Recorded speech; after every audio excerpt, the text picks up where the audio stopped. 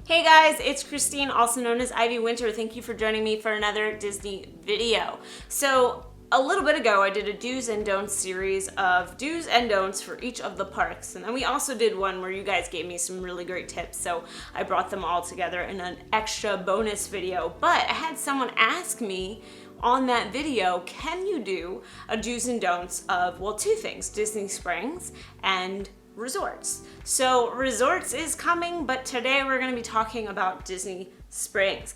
I really love Disney Springs. It was not usually a thing that I built into my vacations, even back when it was downtown Disney. I didn't think it was all that important for me to go shopping and all of that, because I think that's kind of the vibe that we get. Oh, it's just like a glorified mall. It just has the Disney name on it, and it's not really worth visiting. But I actually think that Disney Springs, with all of the new updates and the new things that they've added, is a really great place to visit. Obviously, it's a really great place for locals. I know that Rob hangs out there all the time and they get dinner and all of that good stuff, but even if you're taking a trip there, you should definitely spend some time in Disney Springs. I think it's actually really fantastic, and there's a lot more to do than people give it credit for. Do explore Disney Springs both in the day and at night. I say this because in the daytime it's a little bit easier to navigate. It can be a little confusing. It basically goes in a circle, but there are definitely cross pathways that kind of, bridges and things. And there's a lot of stores and there's just a lot going on. And I feel like trying to traverse it in the day first is usually better. You get the lay of the land and it's just a different vibe in the daytime. That would be a good time to do like characters in flight and get really good views of all around the area, and daytime is just really nice. There's great little lunch places to go to. You could do your shopping then, and I think it's worth it in the daytime, but I also say come back at night if you can, if you're going out for drinks, for dinner, to a movie at the movie theater, bowling, whatever it might be, because at nighttime it is absolutely gorgeous. The lighting is just amazing. It's great to just walk around and take in that atmosphere. There's a lot more music being played in the streets of Disney Springs as you're walking around at nighttime. So I definitely think it is worth spending some time doing it in both the daytime and nighttime. Don't go without a plan. A lot of people think they can kind of just show up there and they'll figure it out, and there's actually a lot to see and do, and it could be overwhelming and then you kind of just walk away having done nothing. I've done that before. So take a look at the directory of the stores ahead of time. Check out where you want to go. World of Disney is obviously the biggest draw for people, but there's plenty of other things there too. Have a really great Uniqlo that has a lot of Disney stuff in it that you can't get elsewhere.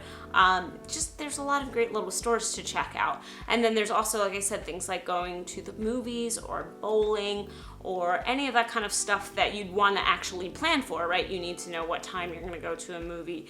You might need to plan people to get together for bowling. So definitely have a bit of a plan. I'm not saying you got to be on some strict schedule, but have an idea of what you want to see and where you want to go before you go is going to make things so much easier. And there's also great interactive directories as you're walking around that will help you find your way. Do visit the Welcome Center. So there is actually a Welcome Center like right towards the hub entrance area of Disney Springs. I'll have to point it out on a map somewhere for you.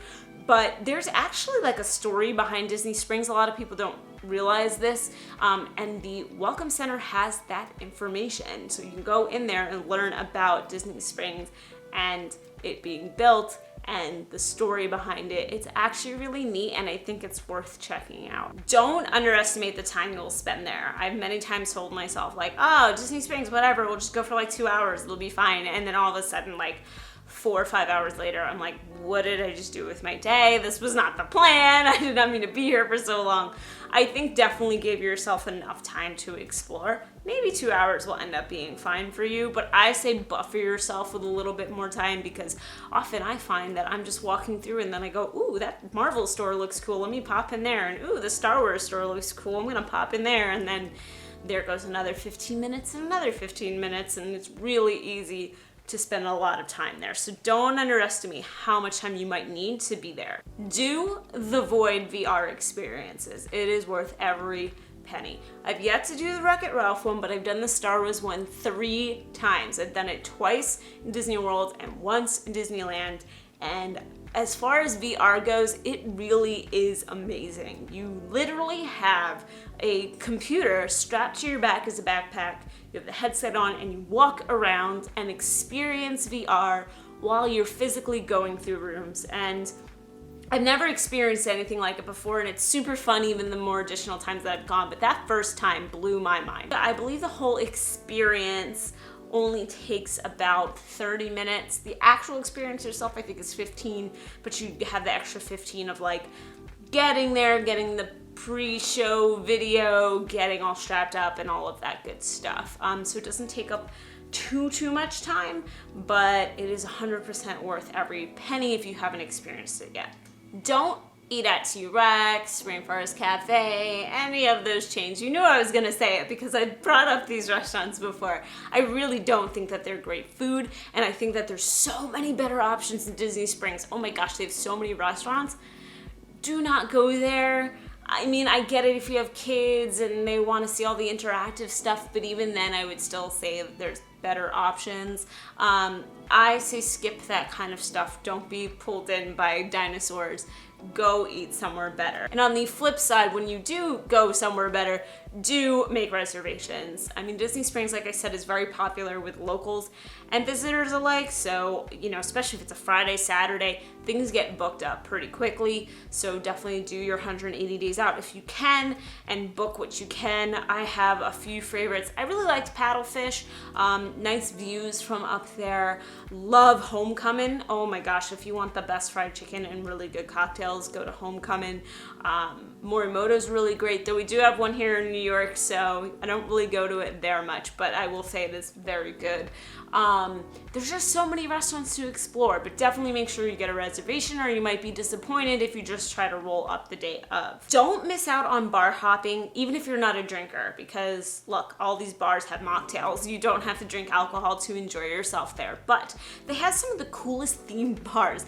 Jock Lindsay's is so cool. It's an Indiana Jones themed bar with a story behind a character that literally has like 2 minutes in one of the movies, Jock Lindsay, which I think is so cool that they picked someone so minor as him to be the person who runs this bar. But you go in and there's all these cool Indiana Jones references. There's even 1 or 2 Star Wars ones in there because, you know, George Lucas. And that is a really, really fun bar.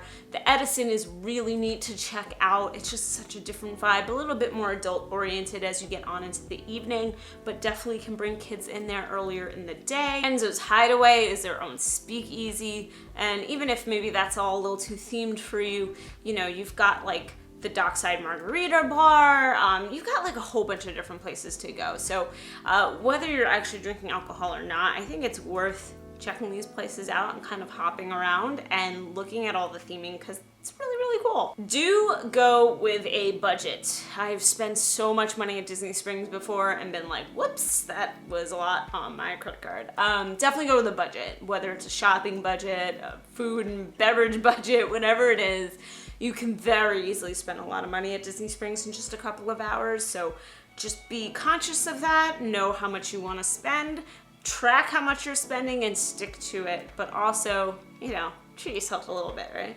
Don't skip dessert. There are so many cool bakeries and ice cream places and all of that in Disney Springs that you should definitely check them all out. Maybe skip dessert at the restaurants to go to some of these places. One of my favorites is Amorette's.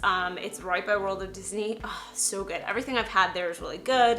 If you want cupcakes, they have sprinkles. There's Erin McKenna's. There's the Ganachery if you want chocolate, as well as Ghirardelli's, which has been a staple of Disney Springs / downtown Disney forever. There's just so many places to go to get dessert, so definitely make room for that because it's a great place to go to sample a couple of good things. So those are my do's and don'ts for Disney Springs, and as before, I'd love to know what yours are, so let me know in the comments below. Do you go to Disney Springs a lot? If you do, what do you like to do there? What do you avoid? And if you don't, I'd like to know why. If you like this video, then like it. If you like me, you should subscribe. I make videos every single week. Day 23 is next weekend. I'm so excited. I'm gonna be vlogging and hanging out with Rob. So if you wanna see Rob on a vlog, then you should subscribe. That's what I'm trying to say here. Okay, I'm done with that. Anyway, as always, thank you so much for watching and have a great rest of the day. Bye.